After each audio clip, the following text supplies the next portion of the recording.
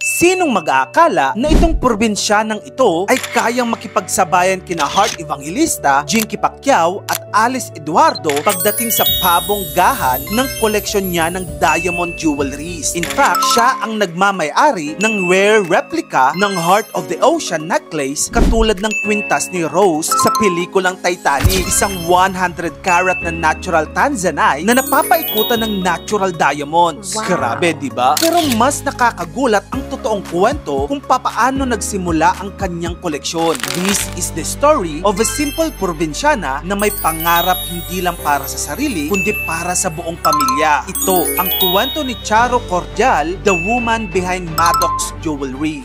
Si Charo ay lumaki sa Bukirin sa probinsya, kasama ang kanyang masisipag na mga magsasakang magulang. Kagaya ng maraming batang Pilipino, hirap ang buhay sa bukid. Ang baon niya sa eskwela noon, kamote, saging na saba, at isang linggong baon na 2 piso lang. Pero kahit bata pa siya, marunong na siyang dumiskarte. Bibili siya ng maliliit na pack ng chocolates, tapos ibebenta niya sa classroom. May papel na kahon siyang pinapasa sa mga kaklase at doon inilalagay ang bayad, parang honesty box. Sa dulo ng araw, ubos ang chocolate at doble ang pera. Doon nagsimula ang unang negosyo niya. Pagtungtong niya sa college, may pangarap si Charo. Kumuha ng kursong nursing or business. Kasi nung time na yon, yun ang in-demand. Pero sabi ng tatay niya, ang dapat niyang kunin ay agricultural engineering. Pero ang sabi ni Charo sa kanyang tatay, magsasaka na nga tayo. Magsasaka pa rin ang kukunin kong course. Pero dahil sa respeto niya, sumunod siya sa kanyang magulang. Hindi niya alam, yun ang desisyon na magbubukas ng daan sa kanyang kinabukasan. Then, the world paused. Pandemic happened.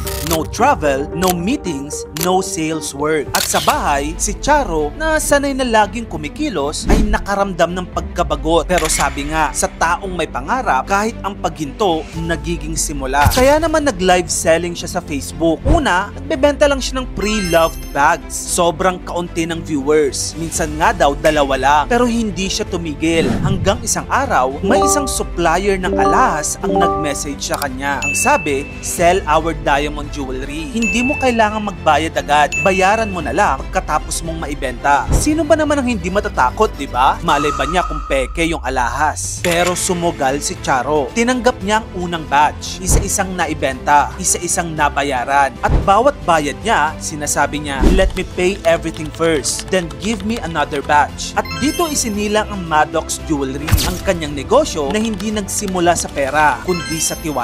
Mula sa isang sulok ng kanyang bahay, lumawak ang Maddox. Dumami ang customers. Dumami din ang resellers. Kaya ngayon, si Charo naman ang nagbibigay ng oportunidad sa iba. Sa Maddox, pwede kang mag-live selling sa showroom nila. Walang puhunan. Kung ano ang maibenta mo, yun ang kita mo. Dahil para kay Charo, ang tagumpay ay dapat na ipapasa rin sa ibang tao. Maliban sa pagiging negosyante, higit sa lahat, Charo is a wife, a mother, and a leader na kilala bilang tough but compassionate. Ang lagi niyang sinasabi sa kanyang team, stay with me, grow with me, and we will rise together. At ayun na nga mga kamagkano, ang buod ng buhay niya mula batang nagbebenta ng tsokolate hanggang babaeng nagpatayo ng isang brand na nagbibigay ng oportunidad sa maraming Pilipino. Ngayon, ang kanyang negosyo ay hindi lang tungkol sa diamonds. Ito ay tungkol sa tiwala, integrity, at pusong Pilipino. Kung gusto mo pa ng mga ganito pang inspiring contents, dito lang yun sa channel ko, kaya follow ka na. Mag-subscribe ka na rin sa aking YouTube channel.